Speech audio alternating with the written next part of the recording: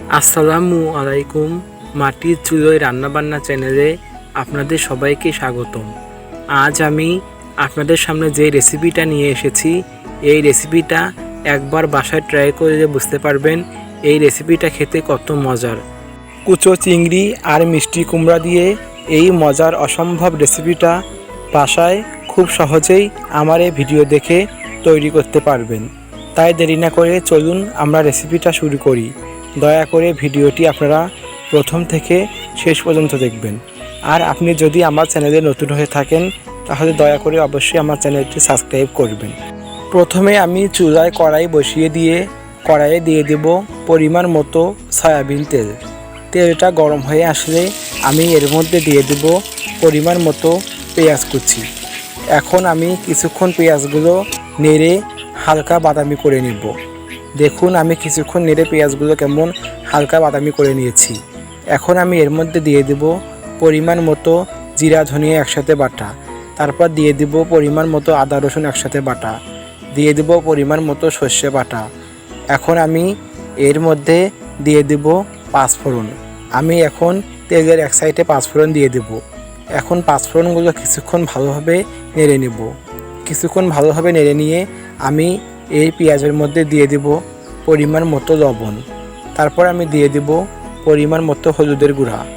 এখন আমি দিয়ে দেব পরিমাণ মতো শুকনা মরিচের গুঁড়া। ঝালটা আপনারা আপনাদের পছন্দ অনুযায়ী দিয়ে দিবেন। এখন আমি দিয়ে দেব 3টা তেজপাতা। এখন পেঁয়াজের সাথে মশলাগুলো ভালোভাবে কিছুক্ষণ নেড়ে নেব। মশলাগুলো কিছুক্ষণ নেড়ে আমি মশলার মধ্যে দিয়ে দেব অল্প পরিমাণে পানি। আমি মশলা কষানোর জন্য পরিমাণ মতো একটু পানি দিয়ে মশলাগুলো ভালোভাবে কষিয়ে নেব।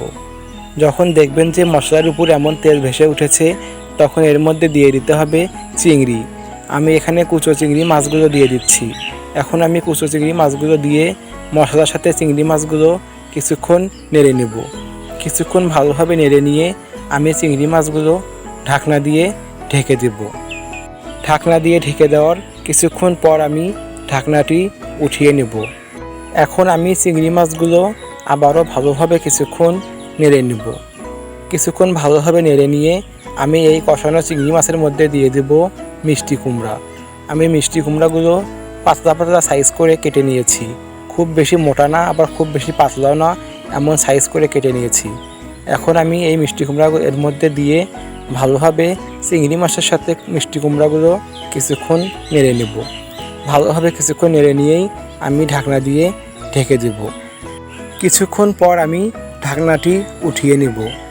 এখন আমি আবারও ভালোভাবে সবগুলো উপকরণ কিছুক্ষণ নেড়ে নেব। আমি এখানে পাকা মিষ্টি কুমড়া ব্যবহার করেছি। আপনারা চাইলে কাঁচা মিষ্টি কুমড়া দিয়েও এই রেসিপিটা করতে পারেন। যে কোনো মিষ্টি কুমড়া দিয়েই এই রেসিপিটা করা যায়। এখন আমি কিছুক্ষণ পর আবার ঢাকনাটি উঠিয়ে নেব। দেখুন আমার মিষ্টি কুমড়াগুলো কেমন কষানো হয়েছে। ঠিক এইরকমভাবে মিষ্টি কুমড়াগুলো কষিয়ে নিতে হবে। এখন আমি এই কষানো মিষ্টি কুমড়ার মধ্যে দিয়ে দেব পরিমাণ মতো পানি। আমি এখানে ঝোলের জন্য যতটুকু পরিমাণে পানি দরকার ততটুকু পরিমাণে ঝোল দিয়ে দেব। এখন আমি মিষ্টি কুমড়াগুলো আবারও ঝোলের সাথে কিছুক্ষণ নেড়ে নেব। কিছুক্ষণ নেড়ে নিয়ে আমি ঢাকনা দিয়ে তরকারিগুলো হওয়ার জন্য ঢেকে দেব। 2 থেকে 3 মিনিট পর আমি ঢাকনাটি উঠিয়ে নেব। এখন আমি আবারও মিষ্টি কুমড়াগুলো কিছুক্ষণ নেড়ে নেব। কিছুক্ষণ নেড়েই আমি ঢাকনা দিয়ে ঢেকে দেব। এভাবে ঢাকনা দিয়ে ঢেকে ঢেকে 2 থেকে 3 বার আমি মিষ্টি কুমড়ার এই তরকারিটা একদম ভালোভাবে রান্না করে নেব।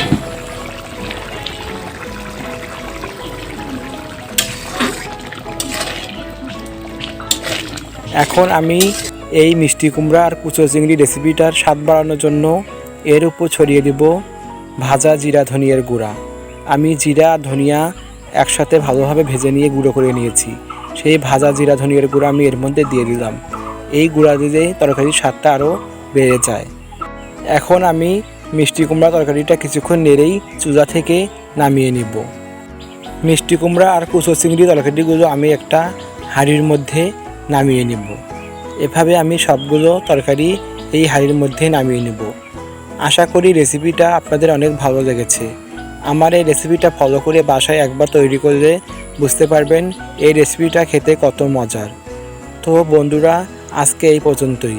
এরকম মজার মজার রেসিপি পেতে অবশ্যই আমার চ্যানেলটি সাবস্ক্রাইব করবেন, সাথে লাইক কমেন্ট শেয়ার করতে ভুলবেন না। ধন্যবাদ সবাইকে।